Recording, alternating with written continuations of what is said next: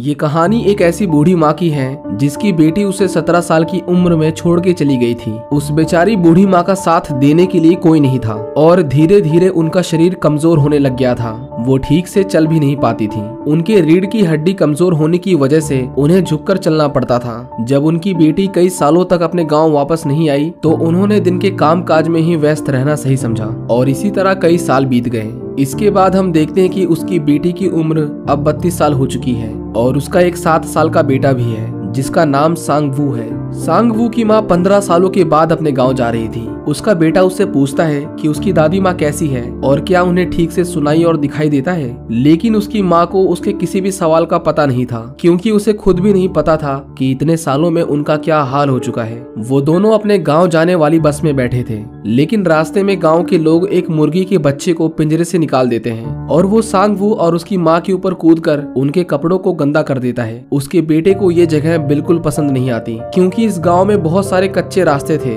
जहां पर बहुत सारी मिट्टी उड़ती थी। वो अपनी माँ से घर वापस चलने की जिद करता है, लेकिन वो उसे डांट फटकार के किसी तरह अपनी माँ के घर ले आती है। यहाँ पर हम उसकी माँ को देखते हैं जो अब बहुत बूढ़ी हो गई थी। वो बोल नहीं सकती हैं और उनके सुनने की शक्ति भी बिल्कुल खत्म हो चुकी है। उनकी बेटी उनसे माफी मांगती है क्योंकि इतने सालों में वो कभी उनसे मिलने नहीं आई। वो उन्हें बताती है कि उसके पति ने उसे तलाक दे दिया, जिसके बाद पैसों की कमी के चलते उसे अपनी दुकान को बंद करना पड़ा और अब उसके पास पैसे कमाने का कोई जरिया नहीं है। वो उन्हें बताती है कि शहर में नौकरी पाना बहुत मुश्किल हो गया है और अब वो इतने ज्यादा कर्जे में अपने बेटे का पालन पोषण नहीं कर सकती। इसीलिए वो कुछ दिनों के लिए सांग वू को उन्हीं के पास छोड़कर जाना चाहती हैं और जब शहर में सब कुछ ठीक हो जाएगा वो उसे वापस ले जाएगी। उसकी बूढ़ी माँ बस उसे सुने जा रही थी, लेकिन उन्हें समझ आ जाता है कि वो क्या कहना चाहती है। सांग वू की माँ उन्हें कहती है कि अब उन्हें शहर जाना होगा, लेकिन दादी उसे इशारे करके कहती है कि वो थोड़ी देर आराम कर ले। पर उसकी बेटी उन्हें कहती है कि वो यहाँ पर और नहीं रह सकती और शाम की बस से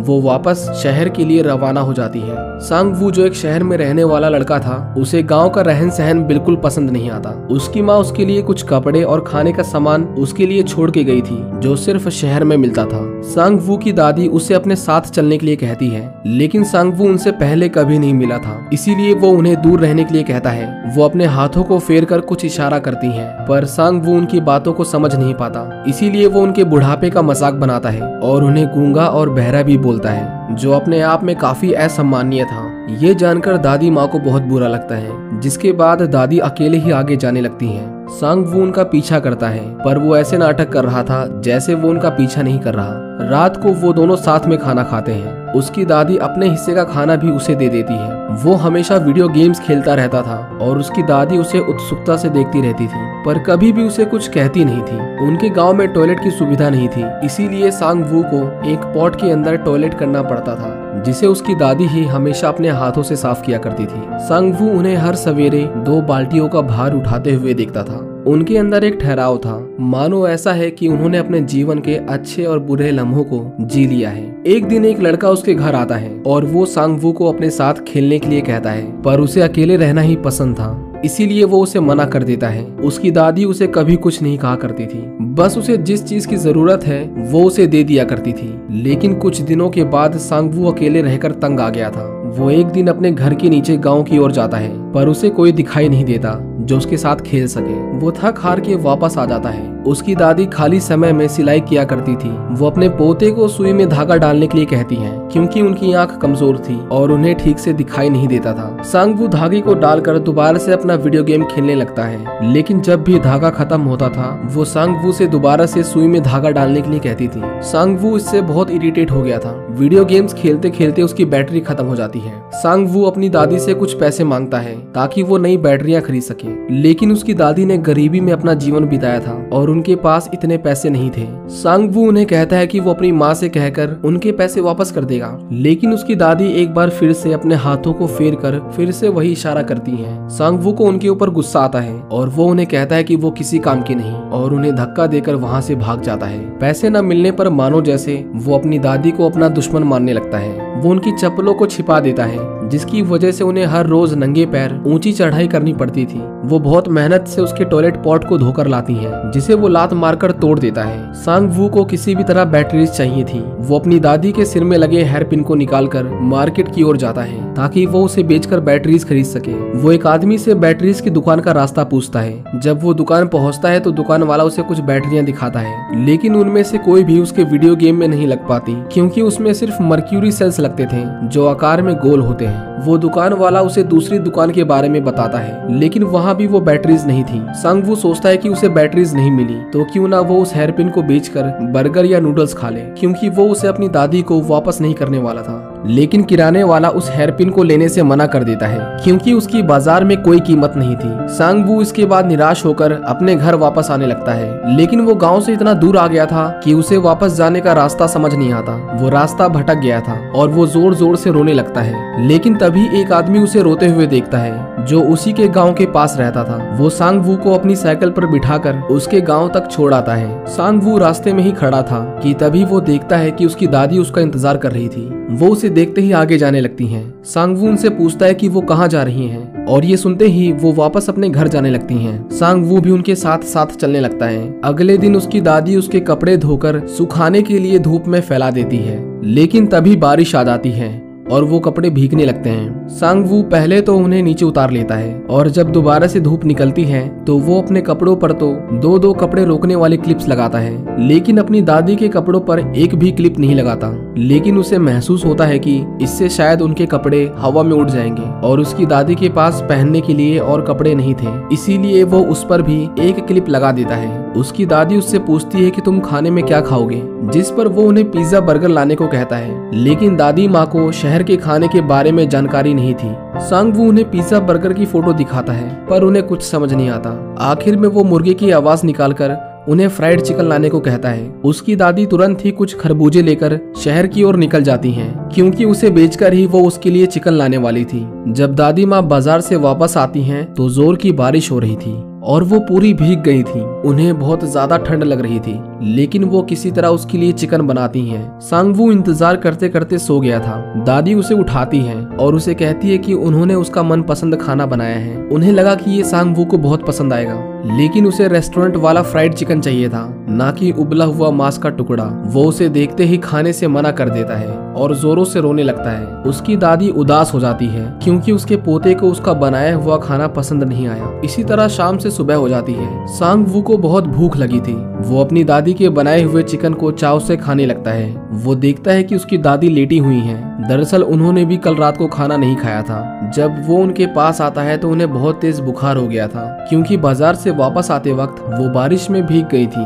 वो उनके सिर पर एक पट्टी रखता है ताकि उनका बुखार जल्दी से उतर जाए, और उन्हें कल रात का खाना गर्म करके देता है। वो देखता है कि उसकी दादी ने अपने सिर में उस हेयर पिन की जगह एक चम्मच को मोड़कर अपने बालों में लगा लिया था। ये देखकर सांग वू उनकी हेयर पिन वापस कर देता है। इसके बाद वो गांव के नीचे एक मैदान में आता है, जहाँ पर एक लड़की खाने के पैकेट्स को इकट्ठा करके घर घर वाला खेल खेल रही थी। वो उस लड़की को पसंद करने लगता है। अगले दिन वो और उसकी दादी बाजार जाते हैं, क्योंकि दादी अपने घर में बनाए हुए खरबूजों को बाजार में बेचकर थोड़े पैसे कमाया करती थी। उस दिन वो काफी देर तक बाजार जाने वाली बस का इंतजार करते हैं, लेकिन वो बस नहीं आती और उन्हें पैदल ही वहां तक जाना पड़ता है। उसकी दादी बाजार में खरबूजों को बेचने लगती है। सांग वू दीवार के पीछे खड़ा उन्हें देख रहा था, और ये अपने आप में दिल को छू लेने वाला दृश्य था। उसकी दादी सारे खरबूजों को नहीं बेच पाती, लेकिन उन्होंने कुछ पैसे बटोर लिए थे। वो सांग वू को नए जूते दिलवाती हैं और एक अच्छे होटल में उसका मनपसंद खाना भी खिलवाती हैं, लेकिन वो खुद पैसे बचाने के लिए सिर्फ पानी पी रही थी। वहाँ पर सांग वू एक दुकान देखता है जहाँ पर हर तरह की बैटरीज मिलती थी, पर उसे पता था कि सारे पैसे खर्च हो चुके हैं, इसीलिए वो जिद नहीं करता। इसके बाद वो दोनों अपने घर के लिए निकलने लगते हैं। दादी माँ को घर जाने वाली बस नहीं मिल रही थी, लेकिन बस का कंडक्टर उन्हें आवाज लगाता है और सही बस पकड़ने में उनकी मदद करता है। वो दादी माँ को बताता है कि उसकी एक दोस्त के पैरों में बहुत दर्द रहता है, इसीलिए वो एक बार जाकर उनसे मिल आए। दादी अपनी सहेली से मिलने जा रही थी, इसीलिए वो सांग वू से इशारों में पूछती है कि तुम्हें क्या खाना है। वो एक लड़के को चोको पाई खाते हुए देखता है और उसे भी वही खाना था। दादी माँ उस लड़के के फेंके हुए चोको पाई के रैपर को उठा लेती है, क्योंकि उन्हें नहीं पता था कि उन्हें दुकान पर जाकर क्या कहना है। वो अपने दोस्त के पास आती हैं और उनसे उनकी तबीयत के बारे में पूछती हैं। वो बूढ़ी औरत अपनी बीमारी से बहुत परेशान रहती थी। दादी माँ उन्हें वो रैपर दिखाती है और वो उनके लिए 6 चोको पाई पैक कर देती हैं। बदले में दादी उन्हें कुछ पैसे देती हैं, लेकिन वो औरत पैसे लेने से मना कर देती है। पर बदले में दादी उसे कुछ खरबूजे देती हैं। वो औरत उन्हें कहती है कि कभी मौका मिले तो वो दोबारा मिलने आ जाए, इससे पहले कि हम दोनों में से कोई पहले मर जाए। ये सुनकर दादी थोड़ा मुस्कुराती हैं और वहाँ से चली जाती हैं। वो जब बस में दोबारा आती हैं तो हम देखते हैं कि सांगवू उसी गांव की लड़की के साथ बैठा था। वो अपनी दादी से कहता है कि वो अकेले ही जाएगा, इसीलिए वो उनके साथ ना आए। उसकी दादी बस के बाहर ही खड़ी थी। वो सांगवू से कहती है कि वो अपने साथ बचे हुए खरबूजे ले जाए, क्योंकि उनका वजन बहुत ज्यादा था। लेकिन सांगवू उसे अपने साथ ले जाने से मना कर देता है। इतनी देर में वो बस चल पड़ती है और दादी माँ पीछे ही रह जाती हैं। सांगवू उस लड़की के साथ बैठा तो था, लेकिन वो उससे बात नहीं करती, बल्कि वो तो अपने दोस्त से बात कर रही थी। सांगवू अपने घर पहुंच गया था। वो अपनी दादी का इंतजार कर रहा था, लेकिन काफी देर इंतजार करने के बाद भी वो नहीं आती।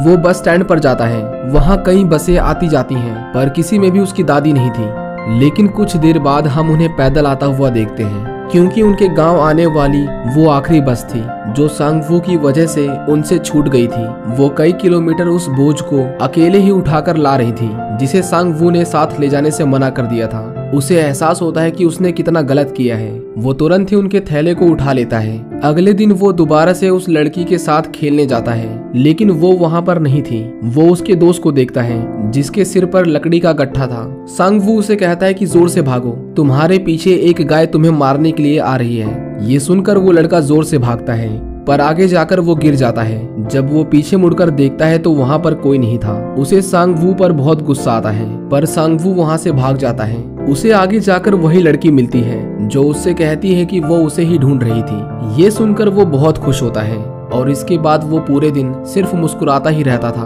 वो देखता है कि उसके बाल बड़े हो गए थे। बड़े बाल उसे पसंद नहीं थे। वो अपनी दादी से कहता है कि वो उसके बाल थोड़े से छोटे कर दे।